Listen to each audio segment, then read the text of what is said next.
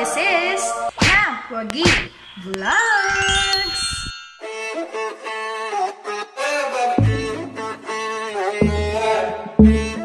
So today I am back with my Ask Me Anything video. Now, let's go directly with our questions. So these two questions were asked by the same person. This is from Dennis Cubijano.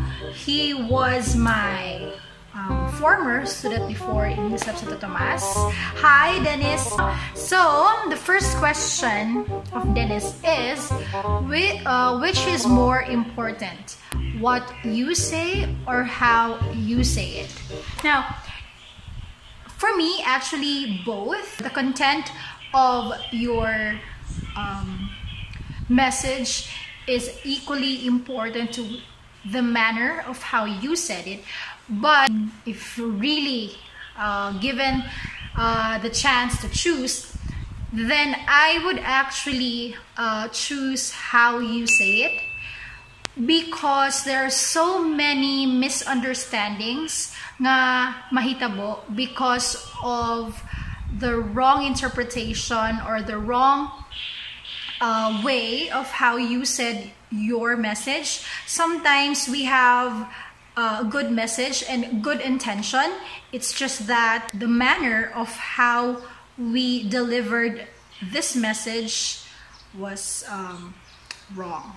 Nga na ganing murag ang imong intent or ang imong intention wala naging coherent sa imong message. Supposedly gwapo imong message, for the good ang imong message, pero mali siya pagka-convey, mo to siya nga na misunderstood sa tao. That is why daghan ang nag-away tungod ana, no? So nakakita na po kung mga other videos nga gwapo ang message tapos pangit pagkaingon, or pangit ang message pero gwapo pagkaingon, and muna siya nga lahi gidi ay ang manner, ang effect sa manner of how you said things. That's it. Okay? My second question is from Dennis still. This is quite sensitive. I am not here to offend anyone, especially those na nasa karon nga generation. I'm just simply answering this question out of my own perception and opinion. So this is the question. What are some challenges you think the next generation will face? Basically, I think that this generation or the next generation would be so connected in terms of technological matters. So we are all connected to information easier than the previous generations. So one thing na ako nakitaan na nga challenge is kanang we get used to too much access, or kana bitaw dili na ka nato ma-appreciate ang hard way of getting things, because we are used to getting things in an easier way. So wala na kayo tayo patience to wait for the process or to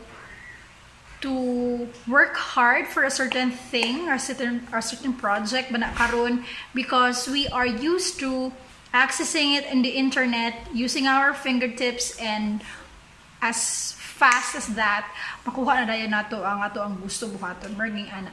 Another thing is because of this too much connectivity to other people, which is supposed to be di na sila mailhan, and thankfully because of the internet and because of technology makita nato na sila, no? Especially like social media platforms such as Instagram, Twitter, and Facebook. Kaya mo man na siya kasagaran gid ang matong magamit diri sa Philippines. So kasagaran akong makitaan siguro is about challenges on the self-esteem. So we could have problems on anxiety, self-love, and insecurities. Why? Because most of what we see in the internet and most of what we see in social media could actually affect our own self-esteem. Kana bang kani siya mo ingani samot na sa mga bata pa ha, nga wala pa jud gani nila na find out ang ilang self and really know themselves more and really appreciate themselves and love themselves for who they are. Kana bitong pag nakay makitaan nga ingani nga na picture, and then you are going to compare yourself to that picture, but in fact dili man unta dapat ingana. Tapos and then we are on to the next big thing, another na pod nga person, ingani dapat ang trend, ingani dapat ingana. So we tend to seek more and compare ourselves more to persons or to people that we are not supposed to compare ourselves to. Alright, so let's have a change of location. Kaya medyo ngit-ngit na dito. I will repeat what I said. Okay? So, we are too exposed, or children nowadays especially, are too exposed with social media that oftentimes we compare ourselves to people that we should not compare ourselves to.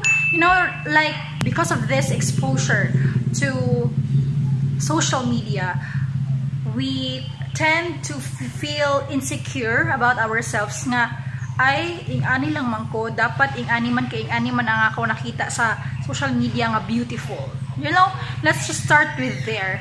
Na, ingani man akong nakita sa social media nga guwapa or guwapo. So, how about me? I'm too lacking to be called like this and like that. Muna siya nga mag-build ang insecurities.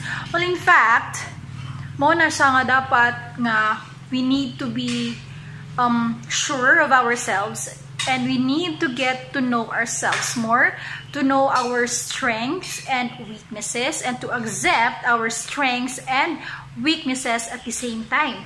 Because if we're not going to accept who we are, then we are going to be constantly looking for ourselves in other people, when in fact dili man ingana dapat, because we carry ourselves. We are going to be so uncomfortable with our own skin and our own abilities because we don't have these abilities that other people have. Muna siya nga we forget to love ourselves more and appreciate ourselves more. Muna siya nga mag-lower ang self-esteem, and that, I think, is the biggest challenge that the next generation is going to face. For me, ha? Okay? I know we are just so connected that oftentimes we forget to dig deep and look into ourselves more.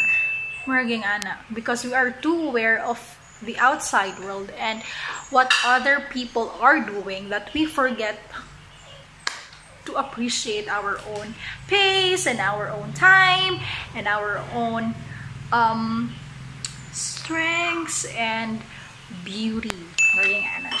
Right? So I think that's it. Goodbye, and I hope that you learned something out from my video. Do not forget to like, share, and subscribe to my channel, that is Camp Wagi Vlogs. Bye everyone, and see you in our next video.